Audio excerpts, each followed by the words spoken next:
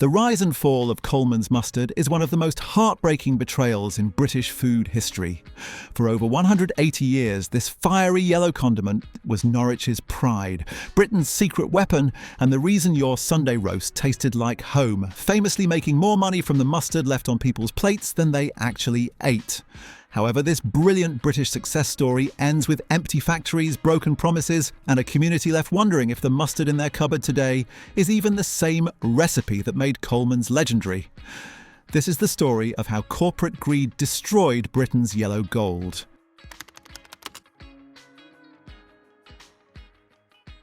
In 1814, Jeremiah Colman took over a flour mill at Stoke Holy Cross, just outside Norwich. Now Jeremiah wasn't content with just grinding wheat. He'd spotted an opportunity in mustard, a condiment that had been popular in Britain since medieval times but was often inconsistent in quality and strength.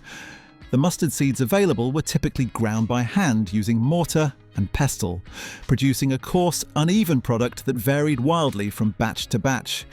Colman saw a better way forward. Using his milling expertise, Jeremiah developed a mechanized grinding process that produced an exceptionally fine, consistent powder. This wasn't just about efficiency, though. The finer the grind, the more surface area of the mustard seed was exposed, releasing more of those eye-watering volatile oils that give mustard its characteristic heat. Colman's mustard wasn't just smoother than the competition, it was significantly hotter and more pungent. The distinctive yellow colour came from the careful selection and blending of brown and white mustard seeds, along with turmeric, creating that unmistakable bright yellow that would become synonymous with the brand. By 1823, Jeremiah had partnered with his nephew James to form J&J Colman, and the business really started to take off. The company moved to larger premises at Carrow on the banks of the River Wensum in Norwich in 1854. This location was strategic. The river provided water for processing and transportation links for importing mustard seed and exporting the finished product. The Carrow site would become the heart of Colman's operations for the next 165 years. But here's what really cemented Colman's dominance: royal approval.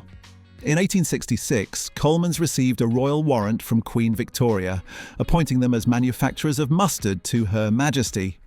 This wasn't just a fancy certificate to hang on the wall. Royal Warrants were serious business in Victorian Britain, signalling to the entire nation that your product was good enough for the Queen herself. For Colman's, it was marketing gold. Suddenly, every household in Britain wanted the same mustard gracing the royal table. The yellow branding became absolutely everywhere in Norwich. The company's signature colour wasn't just on their tins and packaging, it adorned delivery vans, shop fronts, advertising boards, and even the local football club's shirts. Norwich City Football Club became known as the Canaries, partly because of their yellow kits, which reflected the city's proud association with Colman's. Walk through Norwich in the late 19th century and you couldn't escape that cheerful yellow. The city had well and truly become Mustard City, and the Colman family were its industrial royalty. The workforce at Carrow grew rapidly, and the Colmans proved to be relatively progressive employers for their time. They built housing for workers, established schools, provided medical care, and even created sports facilities and social clubs. It wasn't quite Cadbury's Bourneville, but it was far better than most industrial employers offered. The community that grew around Colman's wasn't just economically dependent on the mustard works, they were emotionally invested in it. Generations of Norwich families worked at Carrow, taking immense pride in producing Britain's finest condiment. By the 1860s, Colman's wasn't just a regional success. They were embarking on total domination of the British mustard market. The weapon in their arsenal? Marketing brilliance that was decades ahead of its time. The iconic bull's head logo appeared in 1855, featuring a noble-looking bull with the kind of determined expression that suggested this mustard meant serious business. That logo, combined with the unmistakable yellow tin, created one of Britain's first truly national brands. The bright yellow cylindrical tins were genius from both practical and marketing perspectives. Mustard powder needed protection from moisture and light to maintain its potency, and the sealed tin provided that perfectly. But more importantly, those yellow tins were instantly recognizable on any shop shelf. No other condiment looked like Colman's. You could spot that yellow from across a grocer's shop, and every household knew exactly what they were getting. Consistent, fiery, proper British mustard. Then there was the advertising. Colman's created one of the most famous marketing slogans in British commercial history, though it wasn't actually used in formal advertising. The saying went, "Colman's makes its profits from the mustard left on the plate." This perfectly captured a truth about their product. British people were notoriously generous when spooning mustard onto their plates, often taking more than they'd actually eat. All that uneaten mustard represented pure profit for Colman's, because customers had already bought it. The company allegedly loved this fact, recognizing that their strong, pungent mustard encouraged people to take optimistic portions they couldn't quite finish. Throughout the late Victorian and Edwardian eras, Colman's embedded themselves into cuisine and culture across the nation. Roast beef and Colman's became as inseparable as fish and chips. The Sunday roast, that great institution of family life, was incomplete without a generous dollop of fiery yellow mustard cutting through the rich meat and gravy. Ham sandwiches got their kick from Colman's. Cheese and pickle plates needed that mustard heat. Welsh rarebit, devils on horseback, and countless other classics relied on Colman's distinctive punch. The company didn't just dominate through quality and marketing, though. They were innovators in employee relations and industrial organisation. The Carrow Works became a model factory, praised in industrial journals and visited by business leaders from across Europe. The site expanded continuously, adding new buildings, more efficient machinery, and better facilities for workers. By the early 20th century, thousands of people worked at Carrow, producing not just mustard but a growing range of other products. Because Colman's had branched out. They produced starch for laundry, blue for whitening, and various food products. But mustard remained the crown jewel, the product that funded everything else and defined the company's identity. No matter what else appeared in the Colman's catalogue, those yellow tins of mustard powder were what Britain really cared about. The company knew it too. Mustard was Colman's heritage, their expertise, their claim to fame. Export markets opened up as the British Empire expanded. Colman's followed the flag, supplying mustard to colonial administrators, military officers, and British expatriates desperate for a taste of home. From India to Australia, Canada to South Africa, those yellow tins appeared on dinner tables, carrying a little piece of Norwich to every corner of the globe. The sun never set on the Colman's empire, and the company revelled in their status as a quintessentially British institution with worldwide reach. When war came in 1939, Colman's didn't just continue producing mustard, they became part of the war effort. The Ministry of Food controlled production, and Colman's supplied mustard powder to military canteens, naval vessels, and army bases across the world. British troops fighting in North Africa, Europe, and the Far East could get a tin of Colman's with their rations, a small yellow reminder of home when they were thousands of miles away facing death. That might sound dramatic, but anyone who's been away from Britain for months knows the emotional power of familiar food. Colman's mustard tasted like Sunday dinners, like family, like peacetime normality. The factory itself faced danger. Norwich suffered heavy bombing during the war, being a significant industrial centre. The Luftwaffe targeted the city repeatedly, and Carrow Works had some close calls. But production continued throughout, with workers showing up day after day despite the danger overhead. The community around Colman's proved their loyalty when it mattered most, keeping those yellow tins moving out the factory gates even when bombs were falling on their city. After the war ended, Colman's entered their golden age. Post-war Britain was rebuilding, and there was a hunger for familiar, comforting things that connected people to their pre-war lives. Colman's mustard was one of those anchors to normality. By the 1950s and 1960s, virtually every British household had that yellow tin in the cupboard. It wasn't a luxury or a special occasion item. It was as essential as salt and pepper, as fundamental to British cooking as tea and bread. The mustard itself became part of British identity. While the French had their sophisticated Dijon and Americans developed their mild yellow stadium mustard, Britain had Colman's. Hot, sharp, uncompromising, and unapologetic. It matched the British character, or at least how British people like to think of themselves. No messing about, no unnecessary smoothness or sweetness. Just pure, sinus-clearing, eye-watering mustard that knew exactly what it was. The company continued innovating through these decades. They introduced ready-made mustard in jars for those who couldn't be bothered mixing the powder, though purists insisted the powder was superior. Different varieties appeared: mild, French, whole grain. But the original powder in the yellow tin remained the flagship product. Colman's also expanded their product range significantly, acquiring other brands and producing various food items, but mustard always came first in the public's mind. Carrow Works remained central to Norwich's economy and identity.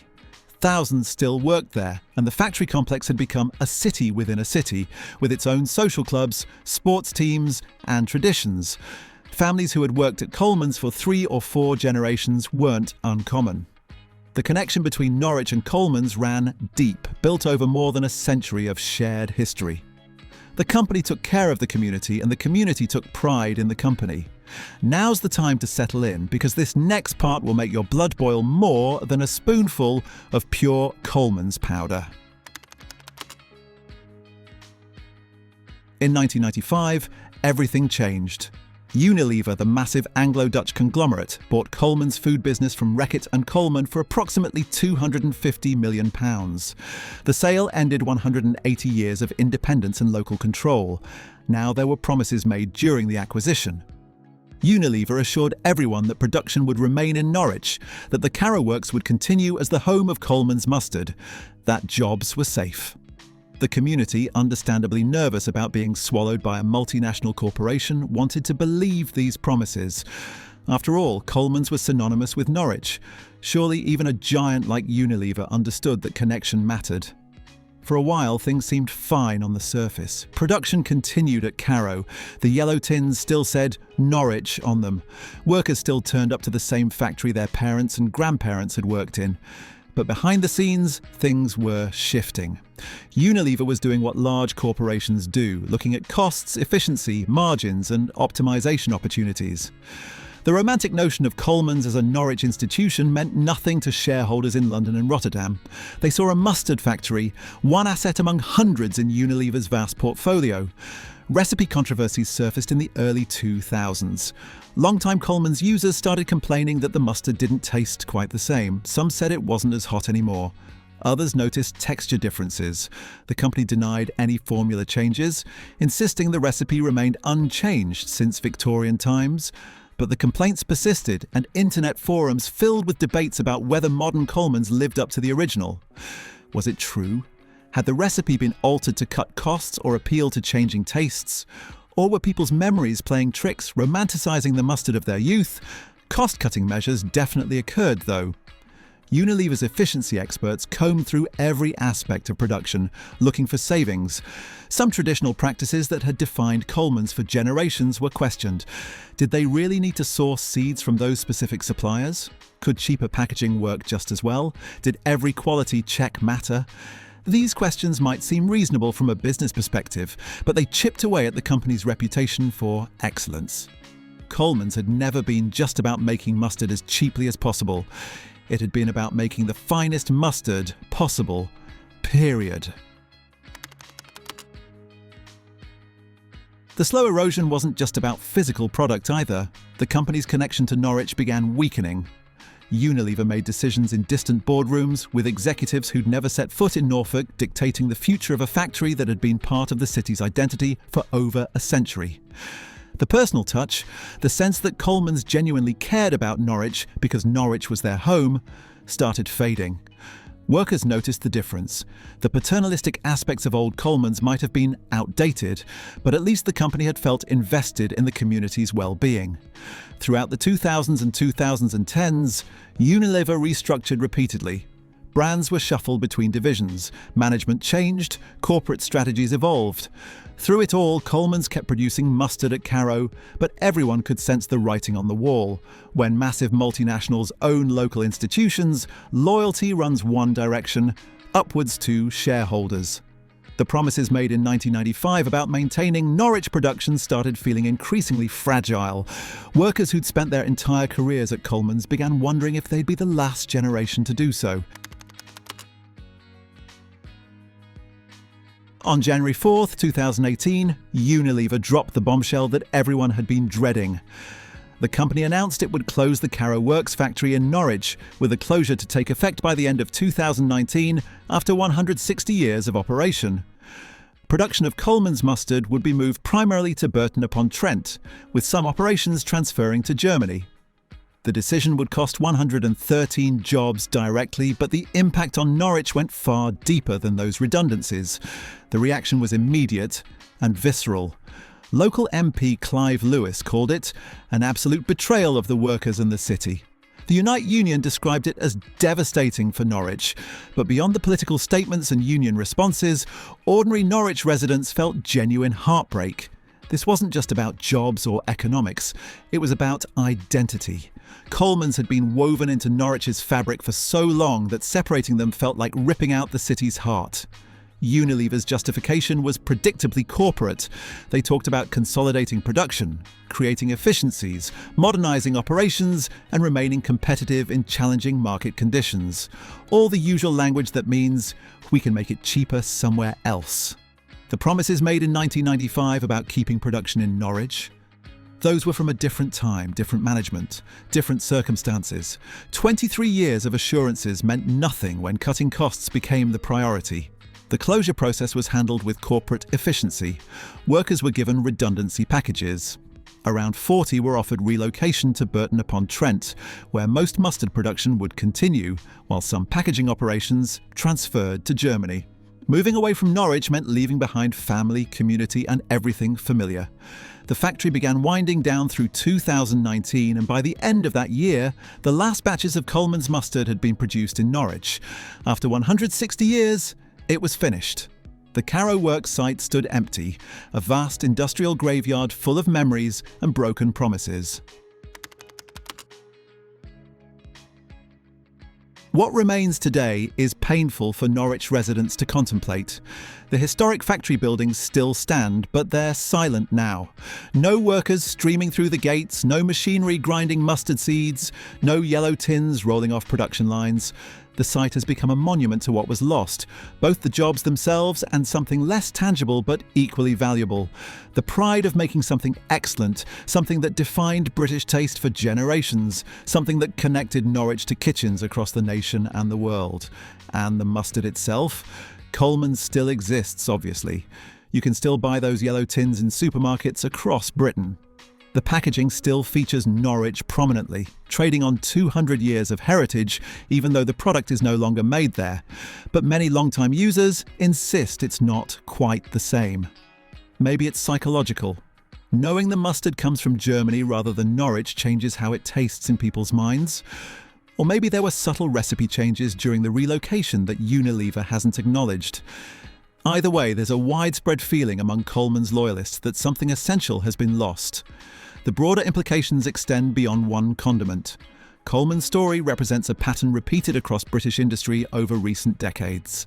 Local companies with deep community roots get acquired by multinational corporations who make promises about preserving local production. Those promises hold until they don't. Then, when moving production abroad saves money, the promises evaporate and communities are left with empty factories and unemployed workers. The shareholders in London, Rotterdam or New York who benefit from these decisions never have to look Norwich residents in the eye and explain why 2 centuries of history meant less than a favourable cost comparison. There's bitter irony in Colman's fate. This was a company built on British identity, on the idea that real mustard came from Norwich, that quality and tradition mattered more than cutting corners. The Royal Warrant, the bull's head logo, the yellow tins, all of it screamed British institution. Yet when push came to shove, none of that heritage protected Colman's from the cold logic of global capitalism. The mustard that defined British taste for 180 years is now just another product made wherever production costs are lowest. Norwich hasn't forgotten. The closure left scars that won't heal quickly, and resentment toward Unilever runs deep. Some locals refuse to buy Colman's products anymore, seeing every purchase as supporting the company that abandoned their city. Others continue buying out of habit or nostalgia, but with sadness rather than pride. The yellow that once represented Norwich's glory now serves as a painful reminder of what was taken away. If you're enjoying this journey through British food history, you should check out our other videos on British food giants of the past. Perhaps check out the history of how the Cadbury's chocolate you eat today used to be so much better. Share it with anyone who remembers when British food companies actually stayed British. So there you have it. From Jeremiah Colman's innovative flour mill in 1814 to Unilever's corporate betrayal in 2019. A story that captures everything about British industrial history, the good and the absolutely heartbreaking. Because Colman's wasn't just a condiment company, but a community. A source of pride, a connection between Norwich and the rest of Britain that lasted for nearly 2 centuries until it became another victim of the larger tragedy playing out across Britain, where companies are sold, stripped and relocated, while their heritage is kept just for marketing purposes. If this deep dive into British food history has resonated with you, subscribe to the channel for more videos like this one.